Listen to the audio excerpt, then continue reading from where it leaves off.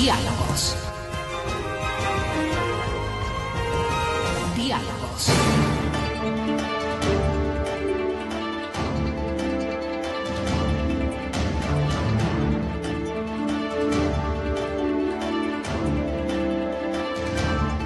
Buenas tardes amigos, estamos terminando la semana y como les habíamos anunciado, tanto a los radioescuchas de Democracia 920 como a las personas que nos siguen en Democracia TV, está con nosotros María Isabel Bonilla. La doctora es esposa de Víctor Hugo Erazo, está detenido, va a cumplir una sentencia. Vamos a saber todo el proceso que ha seguido hasta su detención. Hemos visto, perdón, cómo transcurre el tiempo. Esta sentencia salió ya, la están ejecutoriando porque, le detuvieron en su casa, estuvo primero en el partido y luego por una intervención le sacaron de la casa. Todo este proceso más la última etapa en la que la doctora Bonilla denunció el sello nazi puesto en los brazos de los visitantes de la cárcel del Inca, y de todo esto vamos a conversar. Le queremos agradecer, María Isabel, por acompañarnos. Recordemos un poco el proceso. El doctor Víctor Hugo Erazo, un escritor, filósofo, un pensador, un trabajador del pensamiento, decide hacer política, y entre hacer política viene lo del 30 de septiembre, y entre las marchas que habían va al canal público. En el canal público lo identifican y entonces es acusado de ¿qué? Recuérdenos y refresqueles tanto a nuestros radioescuchas como a los televidentes cómo fue este proceso. Bienvenida nuevamente, un gusto. Buenos días, muchas gracias por su acogida, por permitirme intervenir en su canal. El día 30 de septiembre, que se dieron los acontecimientos del 30S, justamente un grupo de gente cruzó al canal Ecuador TV, y entre ellos estaba Víctor Hugo. Cruzaron no por causar ningún daño, sino que ellos estaban escuchando lo que estaba sucediendo ese día y decían: no puede ser, es que no es así, nosotros pensamos diferente. Cruzaron para pedir un espacio, para pedir por la libertad de expresión. Específicamente ellos estaban hablando de libertad de expresión. Víctor Hugo ingresó al canal en busca de un espacio, lo cual no fue dado, él no habló nunca y salió por la parte posterior. Ya. Pero ahí hay unas tomas en donde se ve que se rompen unas puertas, se rompen los vidrios, quizá por la presión. ¿Víctor Hugo participa en eso o él ingresa y después sale? Las tomas parece que no lo identifican en algún acto vandálico. Usted las ha visto, las ha revisado y además ha litigado sobre eso, ¿no? Sí, él ingresó, pero no hace actos vandálicos. Él salió por la parte posterior y en su sentencia dice que él es sentenciado por tener su humanidad junto a una mampara, a una ventana o a una puerta. Pero la realidad es que fueron demandados, a la acusación particular es por sabotaje y terrorismo. Sabotaje. Sí, terrorismo. A todos los que estuvieron en este proceso, los 13 fueron acusados por sabotaje y terrorismo, de los cuales se les dio sentencia 5 por 4 años de reclusión mayor extraordinaria. Entonces, posterior a esto, fue apelada esa sentencia de 4 años, subió el proceso a Corte Nacional, en donde hicimos un recurso de casación en base al principio de favorabilidad por el COIP. Se cambió la figura de sabotaje y terrorismo a la figura de destrucción de bienes. Y en base a esto se le rebajó la sentencia a 18 meses de prisión. A 18 meses. Este tramo, digamos, mientras sucedía esto, Víctor Hugo fue candidato a alcalde de Quito. Sí, él fue candidato y es por eso que yo he denunciado que en este proceso ha habido una serie de violaciones al debido proceso desde el inicio en sí, desde cuando empezó la instrucción fiscal, que fue en el Juzgado Quinto de Garantías Penales. El juez Quinto de Garantías Penales se inhibió de conocer el proceso, porque yo solicité en audiencia que Víctor Hugo Erazo tenía fuero de corte provincial, de acuerdo al Código de la Democracia y a la Ley Orgánica de la Función Judicial y a la Constitución. Él tenía fuero, el juez Quinto no podía juzgarle. Ese momento se inhibió el juez. Subió el proceso a Corte Provincial y los jueces de la sala encargada en Corte Provincial no hicieron caso de esto y simplemente hicieron tabla rasa de la ley y bajaron nuevamente el proceso al Juzgado Quinto para que siga conociendo. Le dijeron al juez que no tenía fuero y que siga conociendo. Prácticamente le obligan al juez, le ordenan al juez a seguir conociendo una causa. Podrían decirnos, pero bueno, esto es un proceso judicial que sube en consulta porque se inhibe y le dicen, no señor, usted está obligado y por lo tanto resuelvo. ¿Y el juez qué resuelve ahí? El juez continuó conociendo la causa, pero en el sistema de gobierno que estamos de este momento viviendo, al poco tiempo de aquello, el juez fue sacado de su cargo. El juez, lo sacaron. Sí, lo sacaron. Y posterior a esto, esta es la primera violación, podríamos decir. Desconocen el fuero de corte provincial que tenía, porque era director de un partido, tenía representación legal, estábamos en aquella época en campaña del no. Recordará usted, era del no. Entonces era un flagrante opositor al gobierno. Era director de una de las tiendas políticas. Sí, estábamos en oposición. Y eso se puede demostrar con todo lo que las propagandas, los documentos y todo lo que existe. Esa fue la primera violación al debido proceso. Posteriormente, cuando él ya estuvo de candidato a la alcaldía de Quito, en el Código de la Democracia, en el artículo 108, se especifica claramente que las personas que se hallen dentro de una candidatura, si tienen en su contra un proceso penal, debe suspenderse. Las acciones penales se paralizan y continuarán posterior a la candidatura. Y en caso de ganar el candidato estaría con fuero de corte. Tampoco se hizo caso al mandato de esta ley expresa, porque es una ley expresa que se la violó flagrantemente. Continuó el proceso. No han hecho caso a muchas providencias. Para nosotros, para un abogado, es una cosa sagrada el hecho que después de una providencia tengan que pasar 3 días para que esa providencia esté. Además tienen los tiempos, ¿no? Sí. Las leyes mismos señalan. Claro, de lo contrario, ¿cómo nos regimos los abogados en los procesos? 3 días para que se ejecutaría una providencia. Ellos no hacían caso de los 3 días. Inmediatamente al otro día de una providencia mandaban el expediente o subían el expediente o mandaban otra cosa para cortarnos el paso. Esas violaciones al debido proceso están muy bien especificadas en toda la defensa legal que se hizo. Posterior a la violación de que lo que él fue alcalde y no se suspendió la acción penal, lo que fue candidato a la alcaldía de Quito, no se suspendieron las acciones penales. Cuando ya se prescribió la acción penal, se inició este proceso después de los acontecimientos del 30S, inmediatamente, que fue en el año 2010. Usted recordará. 5 años y prescribe la acción penal. Al 2015 estaba prescrita la acción penal. Enseguida, las personas involucradas en este proceso ingresaron sus respectivas peticiones, sus respectivos oficios pidiendo la prescripción de la acción penal. Tampoco hicieron caso, violaron flagrantemente la ley, se impidió, dijeron que no al lugar y se pasó por alto.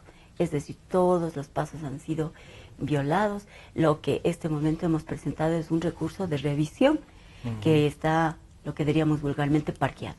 El mes de febrero fue la sentencia ya digamos, la definitiva de 1 año y medio, 18 Sí, meses, ¿no es cierto? el mes de febrero se El mes de ejecutaría la febrero, sentencia. y le detuvieron hace ya cuánto tiempo, María Isabel.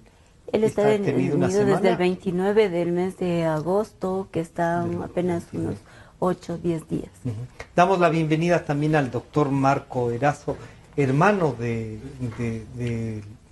doctor Erazo, detenido ahora, ¿no? De Víctor Hugo.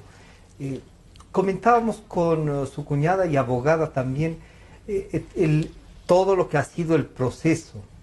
¿Cómo se vive cuando el hermano es abogado, la esposa es abogada, y se ve todo lo que María Isabel ha comentado de las violaciones? ¿Qué pasa con la justicia y qué argumentos les han dado a ustedes para que todos los requerimientos que han presentado no se cumplan? Bienvenido, buenas tardes. Buenas tardes, muy amable por la entrevista. Bueno, definitivamente ser abogado del propio hermano es algo muy triste, muy complicado, ¿no?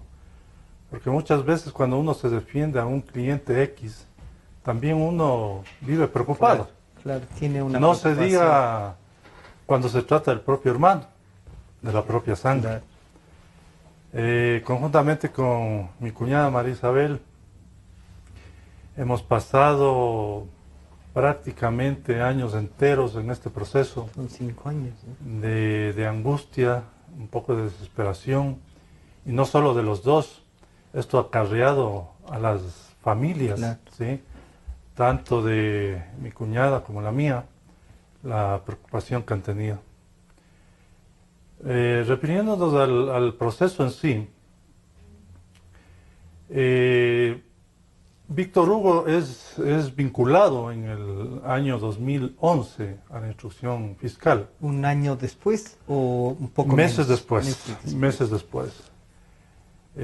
Cuando le vinculan a Víctor Hugo, él solicita medidas sustitutivas de la prisión preventiva.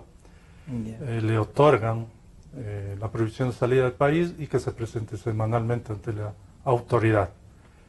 En el transcurso del proceso, y cuando se da ya la fase de juzgamiento, es decir, en el Tribunal Segundo de Garantías Penales, prácticamente nosotros, junto a María Isabel, demostramos la inocencia de Víctor Hugo Erazo. ¿Por qué indico esto? Por cuanto Fiscalía, la prueba contundente que ellos llamaban, eran los videos que tenían en su poder.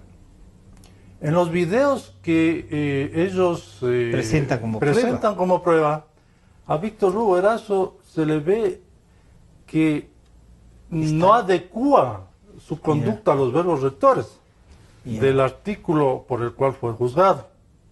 Entre ellos, destruir, paralizar el servicio público. Simple y llanamente a Víctor Hugo se le ve aplaudiendo y gritando libertad de expresión. Eso es prácticamente la actuación de Víctor Hugo. Cuando se rompe la mampara de vidrio, Víctor Hugo Erazo estuvo cerca, prácticamente se cayó esa mampara. ¿Sí? En otras circunstancias esto se hubiese arreglado en una sala de mediación o a lo mucho en un juzgado de contravención, pero no que hayan sido sancionados, ¿sí?, por sabotaje y terrorismo. Clarizo nos decía que la primera demanda, la acusación fue de sabotaje y terrorismo. Y es en una instancia siguiente en donde se cambia la figura de sabotaje y terrorismo por el tema que nos decía María Isabel de destrucción de bien público, ¿no? Sí, indudablemente el fiscal se ufanaba en decir que era solo sabotaje.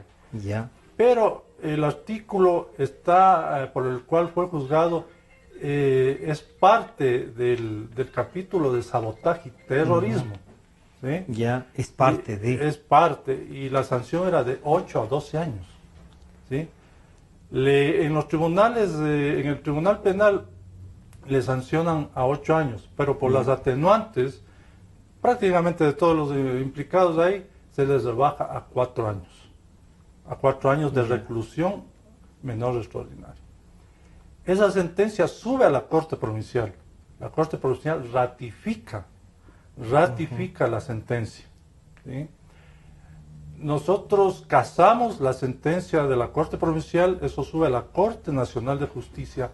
Cuando se encuentra ventilando el recurso, entra en vigencia el Código Orgánico Integral Penal, en el cual ya se tipifica de otra manera el sabotaje y terrorismo. Y los acontecimientos del 30 de septiembre en el Canal del Estado viene a ser prácticamente una destrucción de bienes públicos. Lo que está, pero eso tiene otra... Claro, lo que está sancionado, y, lo que está sancionado de 1 a 3 años de prisión. Aplicando el principio de favorabilidad estipulado en el artículo 5 del COIP, los jueces de la Corte Nacional de la Sala Penal rebajan la pena. ¿Sí?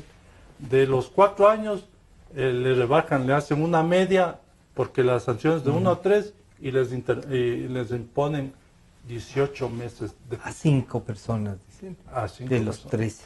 Así es. Tomado esto, doctor, usted diría, ya bueno, está la sentencia y está detenido, pero además está sin haberle permitido usar la figura de dirigente político, sin haber demostrado, como usted nos ha dicho, que causó daño, ¿no? ¿Usted cree que esto es un tema político, que hay ahí un afán de demostrar que el 30 de septiembre hubo casi una concertación para hacer cosas? Mire, Víctor Hugo Erazo siempre fue inocente. ¿Sí? Si él instauraron este juicio, ¿sí? Indudablemente él cuando llega a este proceso, él era dirigente nacional del Movimiento de Acuerdo Nacional, Maná. Cuando se solicita al juez quinto de garantías penales que tenía a cargo el proceso, se le pide que se inhiba, porque en el Código de la Democracia hay un artículo, que no recuerdo el número, donde dice que los dirigentes políticos, los directores nacionales entre ellos, gozan de fuero de corte. Entonces, ¿qué hace el juez de garantías penales? Se inhibe de seguir conociendo la causa por cuanto no era juez competente. Y envía a la Corte Provincial. La Corte Provincial dice, no, señores, él no goza de fuero, regresa al juez, a donde el juez de primera instancia. ¿Sí? Indudablemente, otra situación que se da ya en el proceso, a lo mejor le comentó María Isabel, es cuando le estaban juzgando. ¿Sí? Igual, el Código de la Democracia determina que los candidatos inscritos, y él ya estuvo inscrito alcalde de Quito, ¿sí? Los candidatos inscritos, los procesos, ¿no?, serán suspendidos hasta que se vean los resultados electorales. El Tribunal de Garantías Penales no suspende el proceso y sigue la causa, sigue el juzgamiento. ¿Sí? Entonces, yo creo que hay una segunda inobservancia de la ley de los jueces. ¿Sí? Y también en la Corte Nacional se reclamó la prescripción de la acción. Por haberse cumplido 5 años. Por haberse cumplido 5 años. Pero ¿qué nos dijeron ellos? Es que todavía no se cumple 5 años porque él fue vinculado en el mes de febrero del 2011. Pero la institución de la instrucción fiscal es una sola. ¿Sí? Es una sola. Y si se levantó la instrucción fiscal en noviembre del 2010, quiere decir que a noviembre del 2015 estaba prescrito. Pero igual nos negaron esa solicitud. María Isabel, han sido entonces más de 5 años de una tensión permanente, no solo con el tema jurídico, sino con saber qué podía pasar. Si bien estaba, digamos, no le habían dado prisión preventiva, que podía alargarse.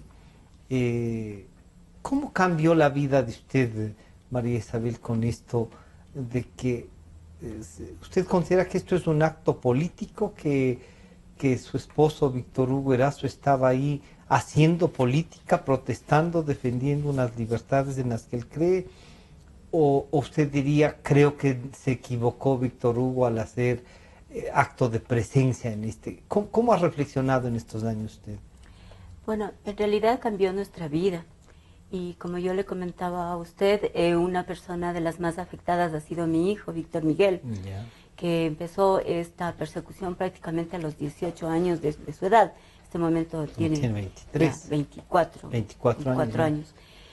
Sí cambió mi vida porque era una constante preocupación.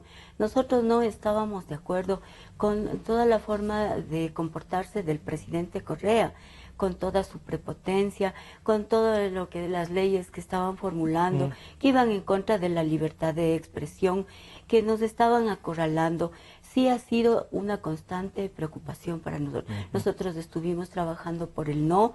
Nosotros no hemos estado de acuerdo en muchas leyes que se han hecho y principalmente esta ley Mordaza que pusieron a los medios de comunicación.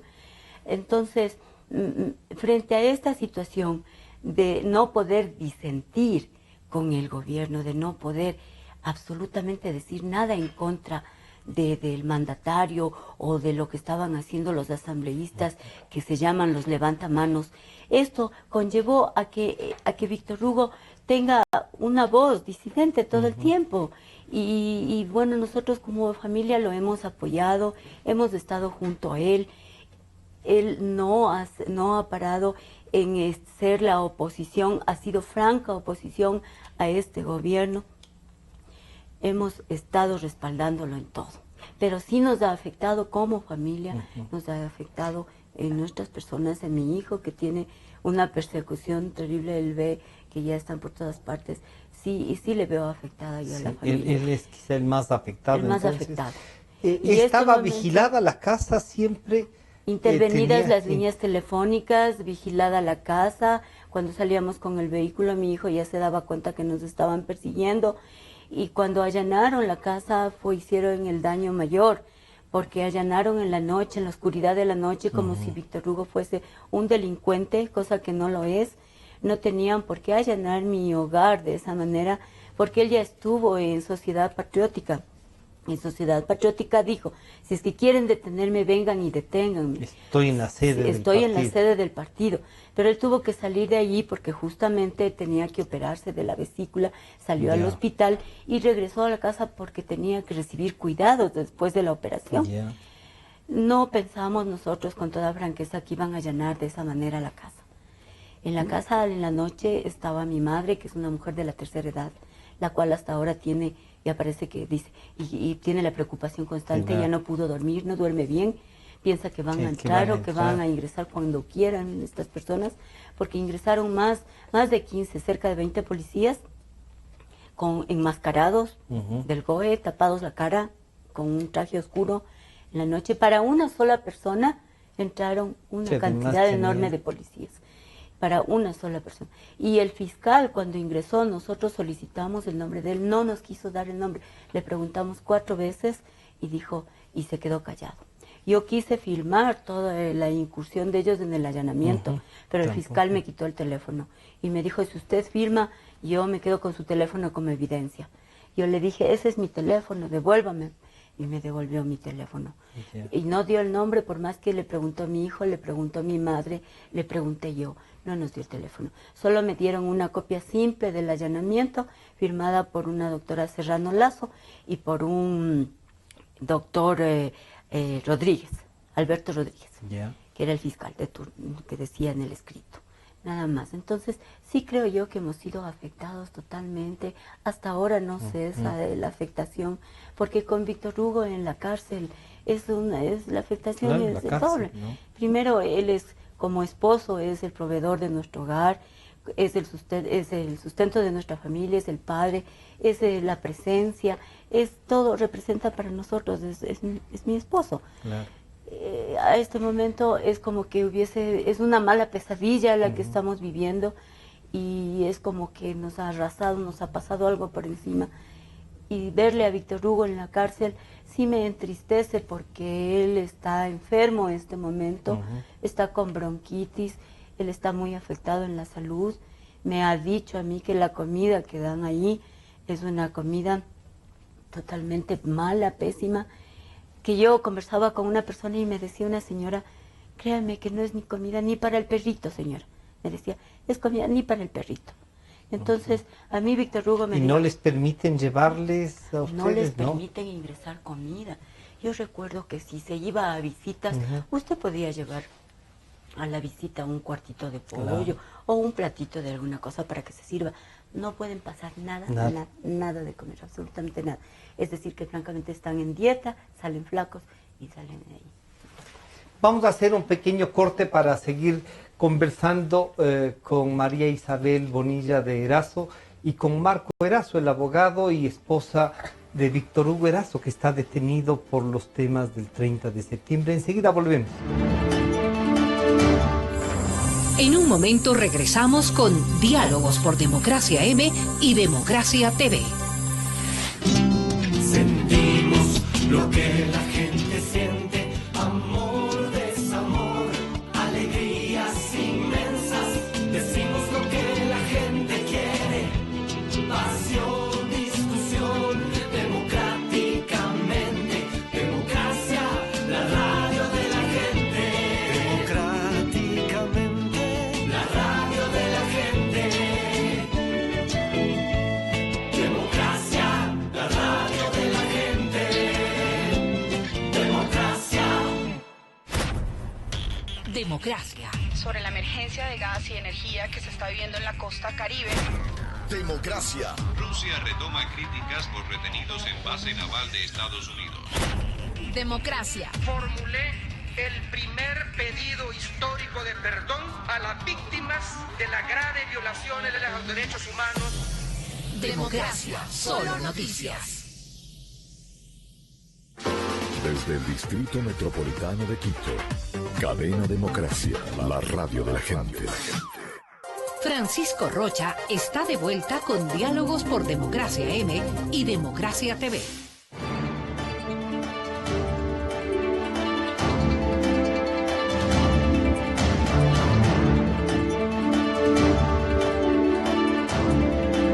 Estamos nuevamente de inicio y ya están, digamos, estamos comentando, porque además lo que les decía al inicio, trajo un revuelo tremendo esto de los sellos nazis, ¿no? En la cárcel, la doctora nos dice que tenía una carpeta con unas fotos que ya Santiago nos va a ayudar para que las podamos observar.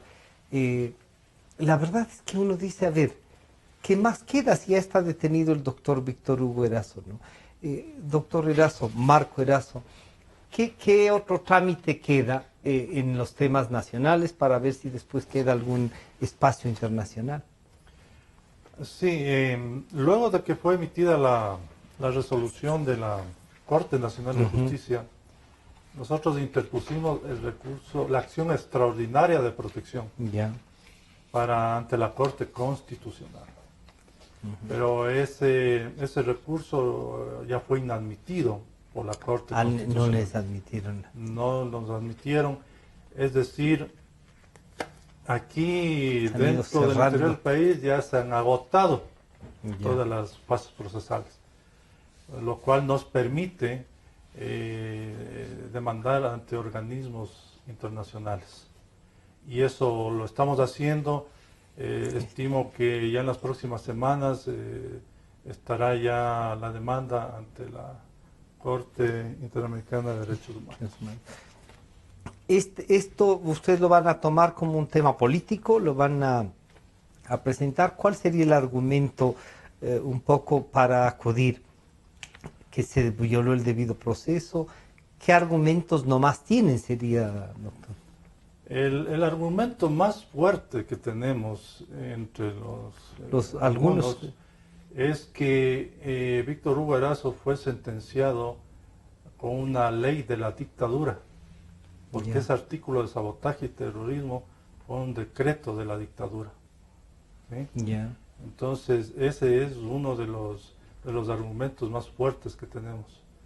E indudablemente también él demostró la inocencia en su etapa de juicio, en todo el proceso, y lamentablemente por su posición, por sus anhelos, por su lucha de libertad, él prácticamente ha sido sentenciado injustamente. María Isabel, usted fue apenas, bueno, les llevaron de la casa, le sacaron, usted fue a visitarle. Y en la visita esa se encuentra con una sorpresa. Coméntenos esto que ha causado mucho revuelo, ya no solo a nivel nacional, sino además a nivel internacional, y que parecería, de lo que nos han traído otros colegas la noticia, de que hay una sanción a la directora o al director de la cárcel, como al jefe de seguridad. Coméntenos cómo fue el tema. Yo fui el día sábado a visitarle a Víctor Hugo. Ingresé conjuntamente con las visitas y a lo que entré, pues le ponen a usted el primer sello, me pusieron 4 sellos. Uno aquí. 4. Sí, un sello que decía CDP, acá otro sello por ser abogada y acá otro sello que no se identificaba bien y aquí otro sello que fue el que yo me asusté viendo el sello del fascismo, de la esvástica hitleriana, justamente. Es mi brazo, estas son mis uñas, estos son los 4 sellos, 1, 2, 3, 4. En este sello, que fue el último que me pusieron, ya cuando ingresaba al patio donde se encontraban los presos, es donde se encuentra la esvástica hitleriana. Aquí está, en la foto está ampliada. Esta es una foto ampliada ya. No sé si ahí, Santiago, lo podemos ver. Aquí esta es una foto ampliada, sí. Este es en su brazo, ¿no? La foto esta es mi brazo. Y este es en donde están los 4 sellos. O sea que a usted, como esposa, como abogada, y esos otros 2, ¿qué consecuencias pueden tener? Claro, en esta se le ve mucho más ampliada, sí, ¿no? Aquí están los 4 sellos también. ¿Les han explicado por qué los 4 sellos, María Isabel? No me explicaron por qué. Bueno, el que es con el que es de abogado está bien, y el de la visita. Pero... Sí, del CDP. Pero al pasar al patio de los presos, que me pusieron esto, yo me asusté y tuve miedo y sentí temor. Porque si en la cárcel, como usted puede ver aquí, dice 1939. En este se ve claramente el año. 1939. Es el año en el que se inicia la Segunda Guerra Mundial con Hitler. Claro, está en su apogeo. Fue el causante del genocidio, fue el que dirigió el Partido Nacional Socialista y tuvo Hitler un comunicador, un ministro de comunicación, que es el que impartía toda la propaganda hitleriana, que fue Joseph Goebbels. En el año 1920 empezó, pero en 1939... En el 39 estaban en su apogeo. Se consolidaron y empieza la Segunda Guerra Mundial. Y él, como brazo derecho de Hitler, justamente tenía la táctica de tener los 365 días del año la campaña política, con las banderas, con la propaganda, con los colores, con el hecho de acaparar radios, con el hecho de acaparar canales, con el hecho de que la persona que disienta tenía que ser acallada. Entonces, yo al momento en que veo esto me asusté, dije, fascismo en el Ecuador. ¿Qué pasa aquí? ¿Qué estamos viviendo? ¿Qué es lo que está pasando? Y nosotros realmente en el siglo XXI tenemos conquistado derechos humanos, derechos civiles. Después de esta misma fecha oscura es la Declaración de las Naciones Unidas de los Derechos Civiles y Políticos de los Ciudadanos, ¿no? Usted preguntó algo ahí como abogada, como esposa, como visitante, ¿por qué este sello? ¿O simplemente salió asombrada de que tengan y dio a conocer al país y al mundo, ¿no? Yo salí, porque realmente todos son con caras muy serias, con caras muy bravas, como tratando de intimidar a la gente. Cuando le revisan, todos la gente muy seria. Entonces yo lo único que hice es salir con el sello. Yo no pregunté ya nada más. Yo fui con botas, no me permitieron que esté con mis botas, me dijeron cámbiese de zapatos, me cambié de zapatos y pude ingresar. Pero ya salí con el sello y es por eso que he hecho esta denuncia. Porque me dio mucho temor por el mismo Víctor Hugo, que le pueda pasar algo ahí adentro, que le puedan hacer alguna cosa. Y yo ya había escuchado de que la comida era mala, de que le ponen azufre a la comida. No sé por qué exactamente le ponen azufre a la comida, pero yo les dije, ¿es verdad que ponen azufre? Dicen sí, porque la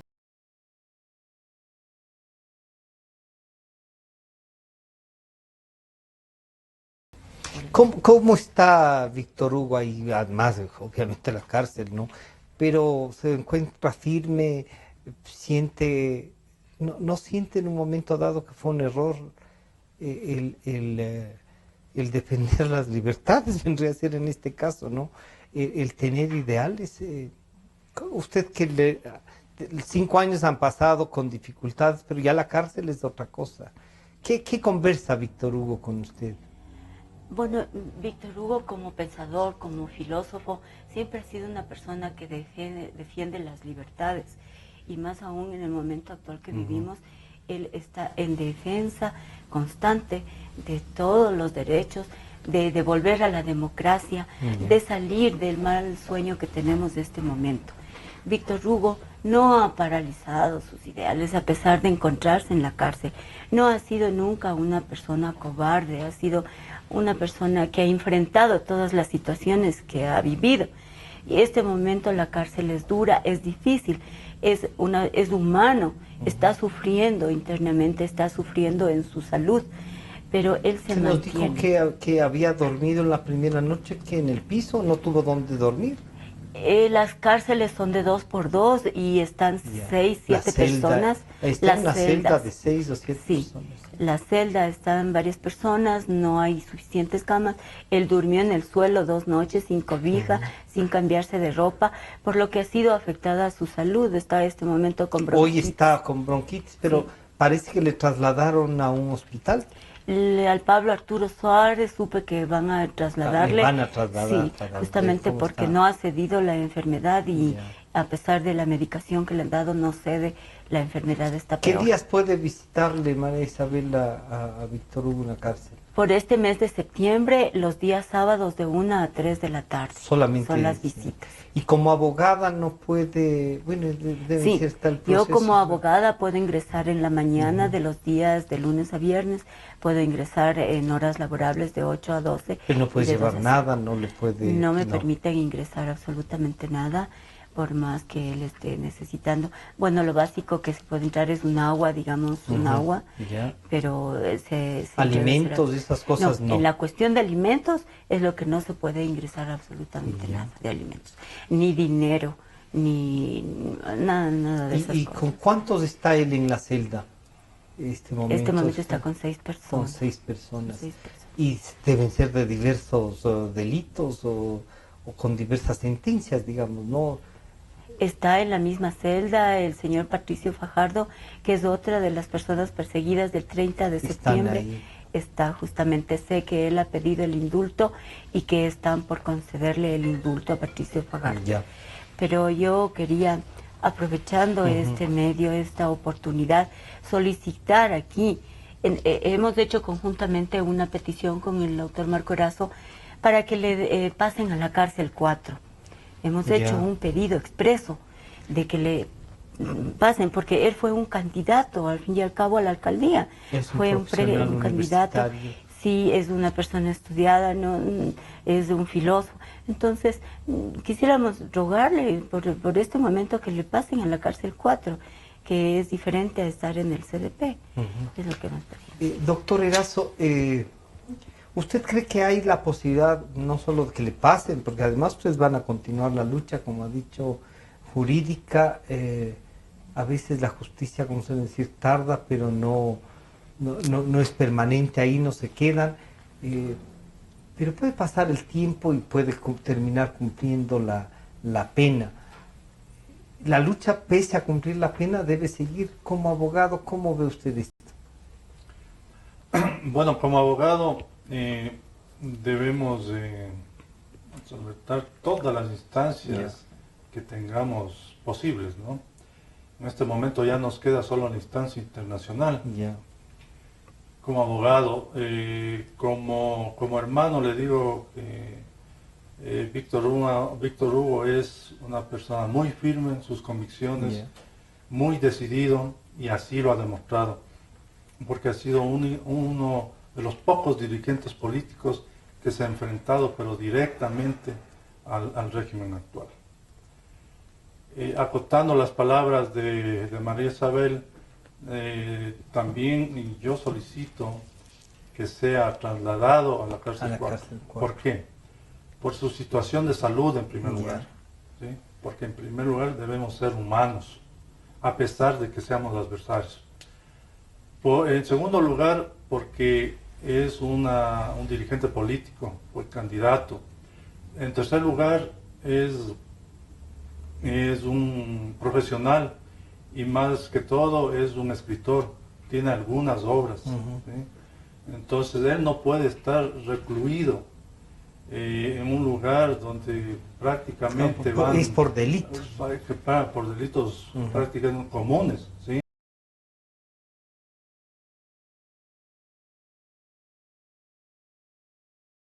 Como abogada, pero como esposa también, ¿no? Así es, como esposa, que le permitan que él sea trasladado a la cárcel 4. ¿Les han dado trámite esta solicitud? Si están, ¿saben algo? ¿Se puede...? Bueno, esta solicitud fue ingresada más o menos hace unos 8 o 10 días. Ya. Y están dándole trámite en el Ministerio de Justicia, porque el Ministerio de Justicia regenta los centros de detención del país. Ya ahorita estamos prácticamente a decisión de ellos. ¿De la ministra es o de alguna comisión, alguna...? Sabemos que es decisión de la viceministra de Justicia. Y esperamos que acojan nuestro pedido y él sea trasladado lo más pronto posible a la cárcel 4.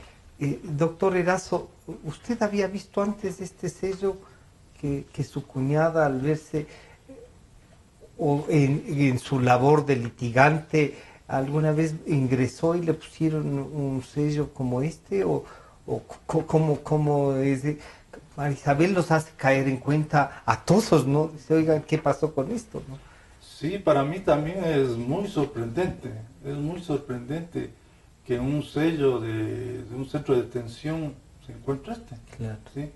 Que prácticamente es una ofensa, es una ofensa. ¿Cómo quedamos como país ante la comunidad internacional? ¿No? ¿Cómo quedamos, sobre todo específicamente con la comunidad judía, ¿sí? Con el pueblo de Israel? Sí. ¿Cómo quedamos? ¿No? O sea, no sé si... ¿Qué intencionalidad? ¿Usted encuentra que hay alguna intencionalidad en esto? María Isabel un poco dice, me llamó la atención porque puede llamar a muchas ideas, ¿no? Puede decir aquí, para amedrentarnos, para traernos a la memoria determinadas cosas que no se han muerto. Por suerte la memoria está ahí, las películas nos recuerdan la historia. ¿Qué siente usted que puede ser esto? Bueno, si ellos lo han puesto y según ha manifestado incluso el defensor público, ¿sí? que ha indicado que esto lo vienen haciendo ya desde hace un año. O sea, él ya sabía que es más claro, tiempo. según las palabras del doctor Pazmiño dijo eso. Del doctor Pazmiño. Entonces, pero yo creo que esto hubiese seguido si no denuncia, no pasa nada. A las redes sociales, no pasaba nada. Incluso dice que supuestamente el 5 de septiembre recién se dan cuenta. Por favor, María. En 1939 este signo representó muerte, exterminio de millón de personas, de seres humanos. Este sello significó persecución a todas las personas que pensaban diferente a Hitler. Este sello representó el estancamiento, en fin, este sello representó a nivel mundial la parte más oscura de la humanidad. Y este sello está prohibida su utilización tanto en Alemania como en todos los países europeos. Entonces nosotros mal podemos, en el siglo XXI que tenemos derechos humanos, derechos civiles, utilizar algo de esta calaña, porque significa fascismo, significa acaparamiento de poderes, significa que es lavado cerebral, porque en aquella época más del 80% de las masas que estuvieron frente a Hitler fueron lavadas del cerebro. Entonces este signo significa un fascismo total que no puede estar en nuestro país, presentarse así, en una cárcel ecuatoriana.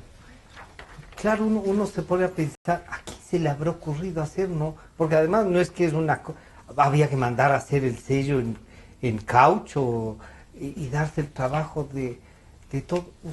¿Por qué cree que a otra gente no le llamó la atención? Bueno, yo creo que... A otros abogados, porque varios abogados tienen... ¿Usted nunca fue a la cárcel? No, a ver, cuando entramos como abogados, solo nos ponen un sello. Es un sello. Es un solo sello. Pero cuando entran visitas, ponen los 4 sellos que se ha referido Marisabel. Yo creo que la gente... no se percataba. O sea, no se percata, lo que ellos desean es ir a ver a su ser querido, pues a visitar, pues. Pero no se percatan. Pero lógicamente María Isabel, una persona profesional, claro, ¿no?, se percata de esta situación y bueno, dice qué está pasando aquí, pues, claro. ¿sí?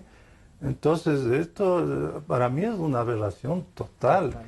Y que no vengan con la excusa de que no hemos sabido, de que recién nos enteramos. O sea, esto ha estado pasando ya desde hace un año, según el defensor público, y nadie... El defensor público, ¿no? Así es. María Isabel, esto sabe también ya Víctor Hugo. ¿Usted le indicó cuando estaba adentro, le indicó el sello? Justamente. Él Fue se la quedó reacción admirado. Víctor Hugo me dice, deja ver. Le digo, mira, fascismo. Y me dijo, oye, María Isabel, este presidente creo que mismo ha sido fascista. Nos quedamos nosotros admirados.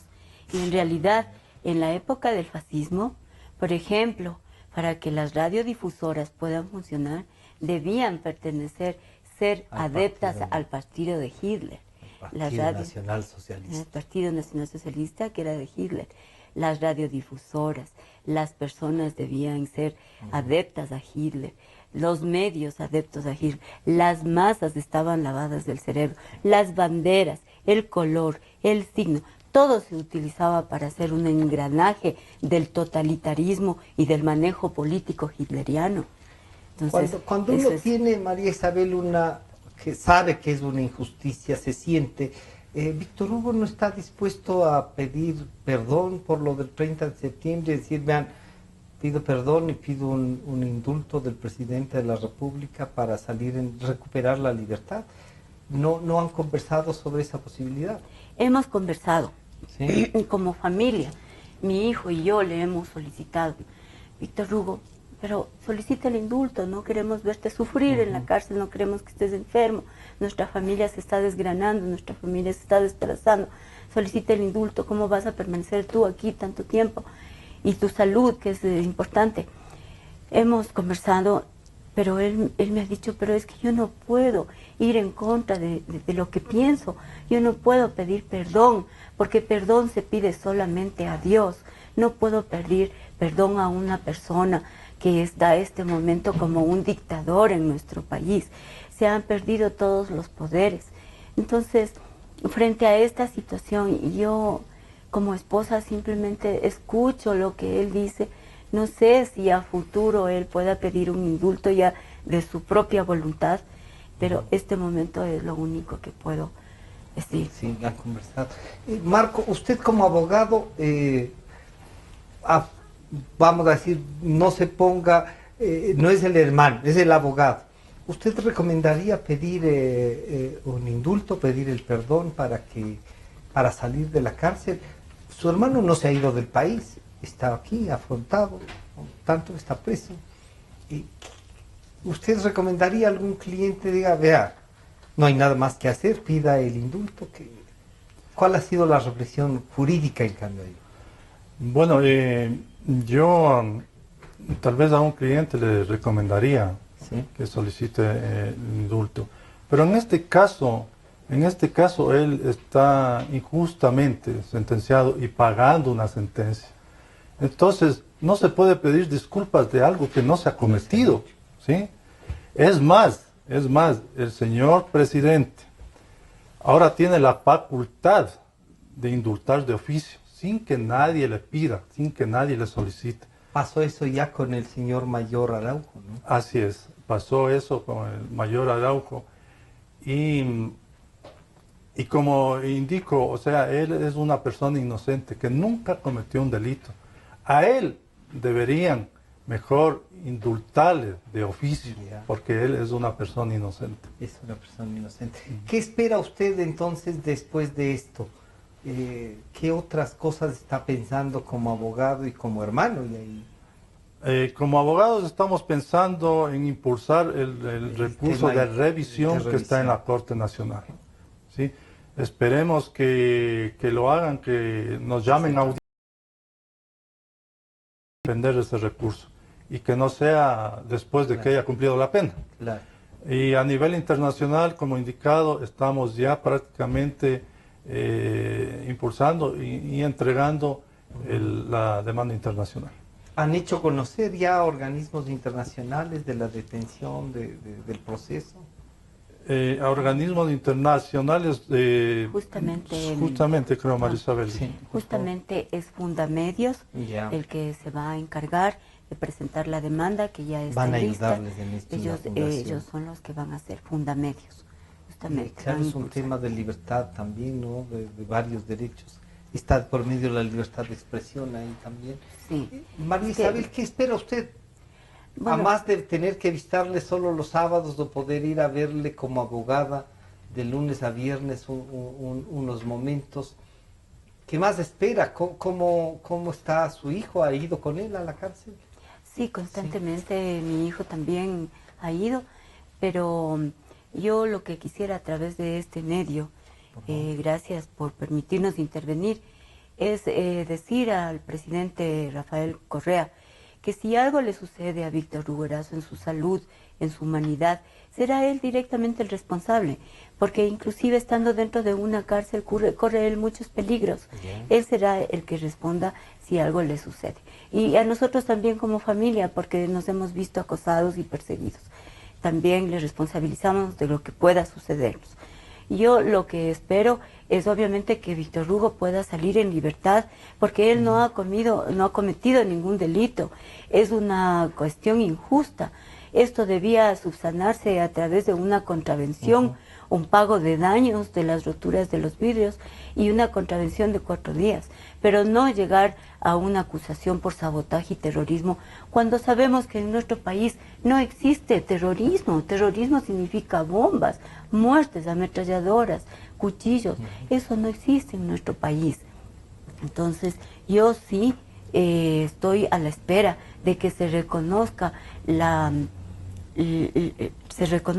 que él no ha cometido ningún delito y que pueda salir en libertad y que se le permita pensar como piense, disentir como disiente y luchar por la libertad de expresión y porque este país vuelva a tener los poderes, vuelva a tener toda una división de poderes y una democracia plena, no lo que estamos viviendo en este momento, que vemos que la justicia ya no es justicia, se ha ingresado no solo la mano a la justicia, se ha ingresado todo el cuerpo a la justicia. Los jueces son serviles a este gobierno. Por lo tanto, yo sí solicito la libertad de Víctor Hugo y que se nos permita regresar a la democracia.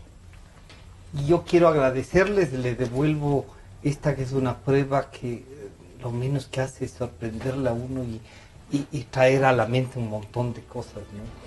Yo quiero agradecer al doctor Marco Erazo, que además de abogado es hermano, y a María Isabel Bonilla, esposa del doctor Víctor Hugo Erazo, detenido como consecuencia de los hechos del 30 de septiembre. Muchas gracias por habernos acompañado, por conversar y por compartir esto que es de la vida diaria de ustedes.